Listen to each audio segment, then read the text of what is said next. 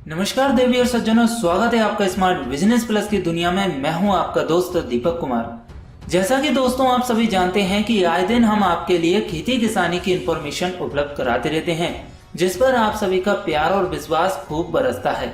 ठीक उसी प्रकार आज फिर हम आपके लिए एक और ऐसी इंफॉर्मेशन लेकर आए हैं खेती किसानी की, जिसे आप सभी के सवालों पर उतारा गया है। जैसे कि दोस्तों आज का हमारा टॉपिक है कद्दू की उन्नत खेती कैसे करें। जी हाँ दोस्तों, आपने बिल्कुल सही सुना, कद्दू की उन्नत खेती कैसे करें जिससे कि लाखों रुपए की कमाई हो सके।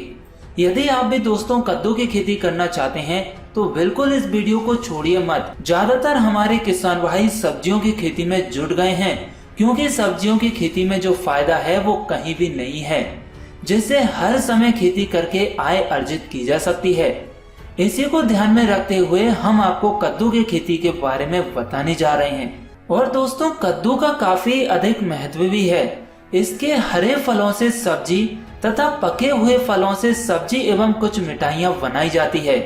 और पके कद्दू पीले रंग के होते हैं तथा इसमें कैरोटीन की मात्रा काफी अधिक पाई जाती है।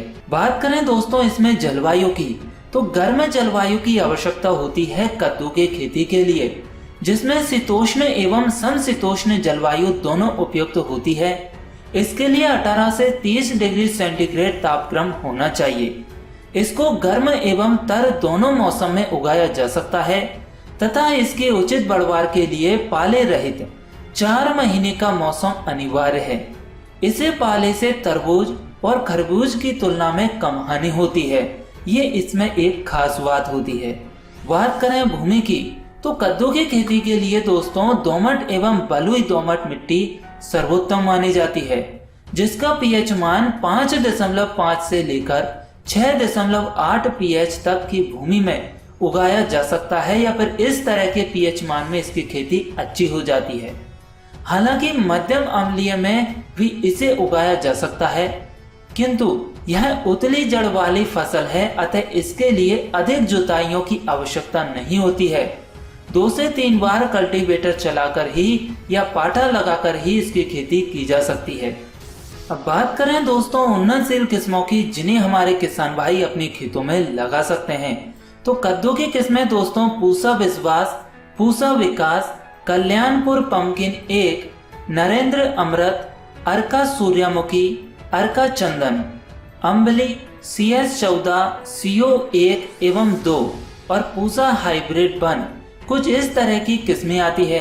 इसके बाद कुछ और ऐसी विदेशी किस्में हैं जिनको हमारे किसान भाई उगा सकते हैं, जैसे पेटी पान, वतर अंट, ग्रीन हवर्ड, गोल्डन कस्टर्ड और येलो स्टेट नेक नामक किस्में छोटे स्तर पर उगाई जाती है, जो कि किसान भाई हमारे यूज में भी ले रहे हैं। तो ये हो गई हमारी उन्नतशील किस्मों की बात।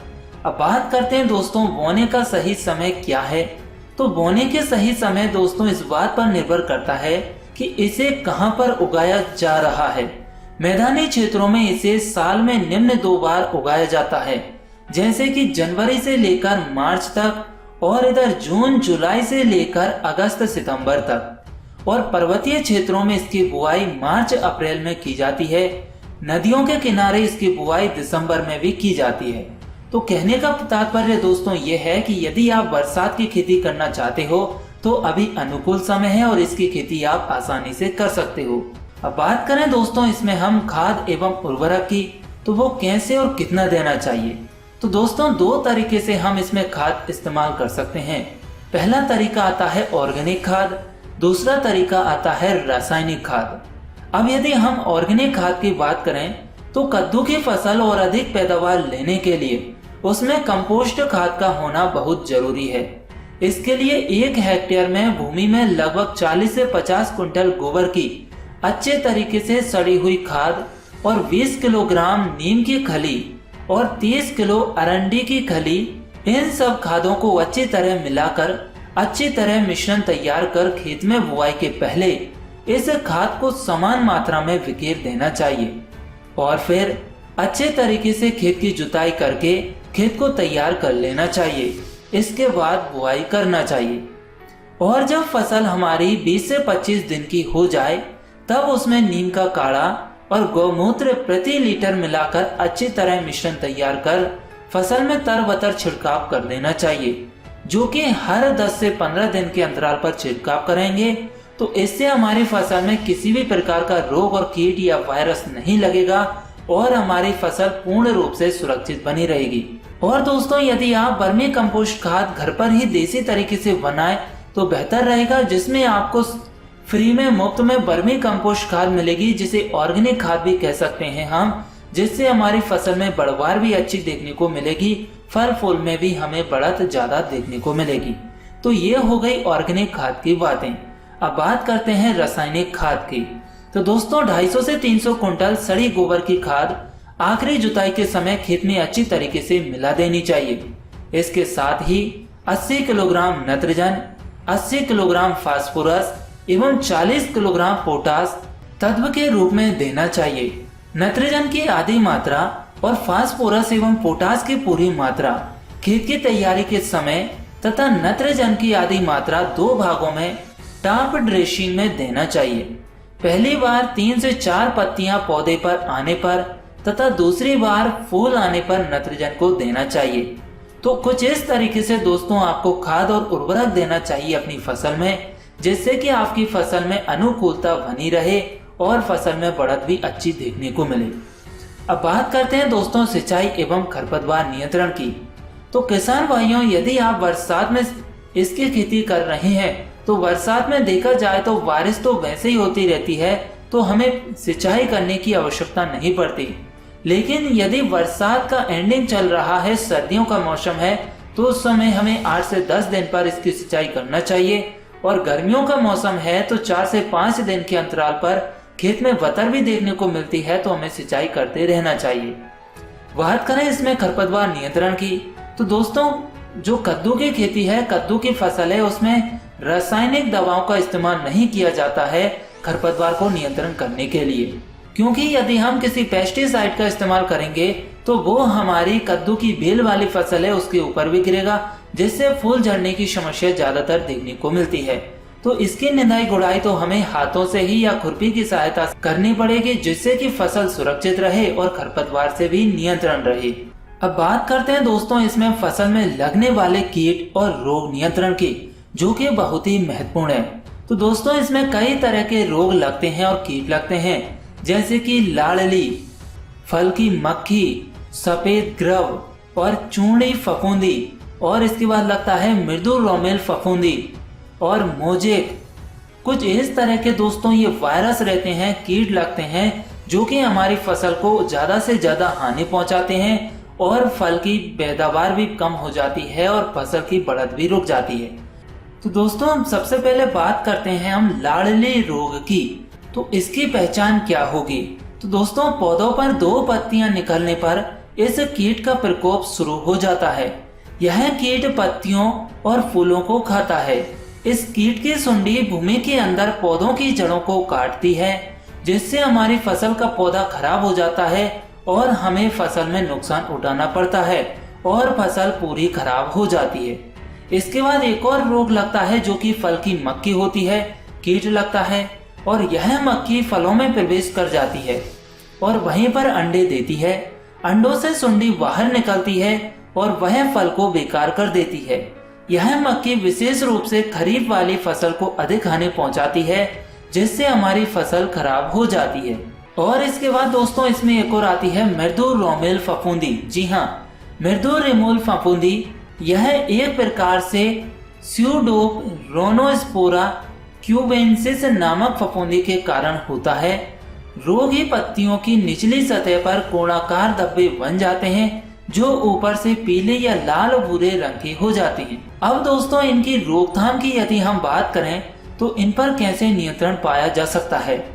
तो ऑर्गेनिक तरीके से देखें दोस्तों तो इसमें कम से कम 40 से 50 दिन पुराना 15 लीटर गौमूत्र को तांबे के बर्तन में रखकर 5 किलोग्राम धतूरे की पत्तियां एवं तने के साथ उबाल लेनी चाहिए। जब ये हमारा 15 लीटर का गौमूत्र 7.5 लीटर मतलब आधा शेष रह जाए तो इसे आग से उतारकर ठंडा करके छान लेना चाहिए। फिर इस मिश्रण को 3 लीटर प्रति पंप के द्वारा फसल में तर बतर कर छिड़काव करते रहने से हमने जो भी आपको कीट और रोग बताए हैं उन पर रोकथाम की जा सकती है और फसल को सुरक्षित किया जा सकता है। इसके बाद दोस्तों इसमें जो सफेद ग्रब लगता है तो यह कीट कद्दू वर्ग के पौधों को काफी क्षति पहुंचाता है। यह भूमि के अंदर रहती है और पौधों की जड़ों को खा जाती है, जिसके कारण पौधे सूख जाते हैं। ज्यादातर आपने बेल वाले पौधे देखे होंगे ऑटोमेटिक सूखने लगते हैं, तो इसका यही कारण होता है सफेद ग्रब का। तो इसकी रोकथाम के लिए खेत में आप नीम की खाद का प्रयोग करेंगे तो इस परेशानी से भी बचा जा सकता है। और इसके बाद दोस्तों इसमें एक चूनी फफूंदी रोग लगता है, तो यह रोग एरिसाइफी सिकोरेसियस नामक फफूंदी के कारण होता है। पत्तियों एवं तनों पर सफेद दरदरा और गोलाकार जलसा दिखाई देता है, जो कि बाद में आकार में बढ़ जाता है और कत्थई रंग का पौधा और उसके पत्ते हो जाते हैं। पूरी पत्तियां पीली पड़कर सूख जाती हैं और पौधे की बढ़वार रुक जाती है।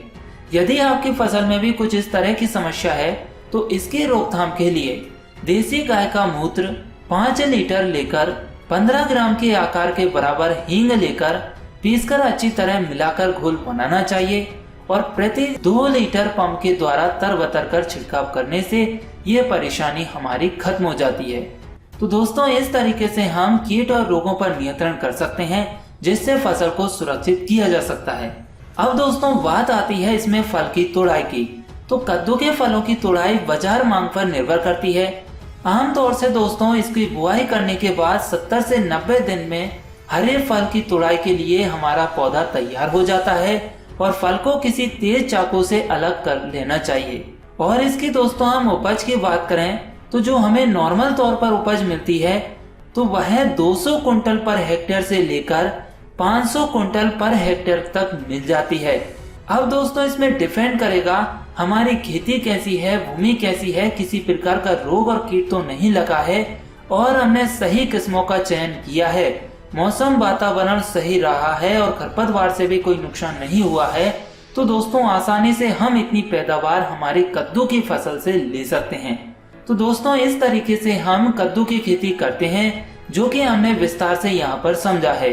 यदि आपके लिए ये जानकारी अच्छे से समझ में आ गई हो, वीडियो अच्छी लगी हो, तो दोस्तों इस वीडियो को ज्यादा से ज्यादा लाइक करें, शेयर करें, ताकि हमारे अन्य किसान भाइयों की हेल्प हो सके। मन में कोई सवाल है तो वीडियो के कमेंट बॉक्स में कमेंट करके पूछ सकते हैं। और यदि आप पहली बार हमारी वीडियो देख रहे हैं, हमारे चैनल पर नए आए हैं, तो smart business plus YouTube channel को सब्सक्राइब करें। साथ में छोटा सा नन्हा सा जो बेल आइकन है उसे प्रेस जरूर करें, ताकि आने वाली खेती किसानी की हर लेटेस्ट वीडियो आपको मिल सके सबसे पहले। अब मिलेंगे दोस्तों ऐसी जानकारी के साथ नेक्स्ट वीडियो में, तब तक के लिए धन्यवाद। जय हिंद, जय भारत।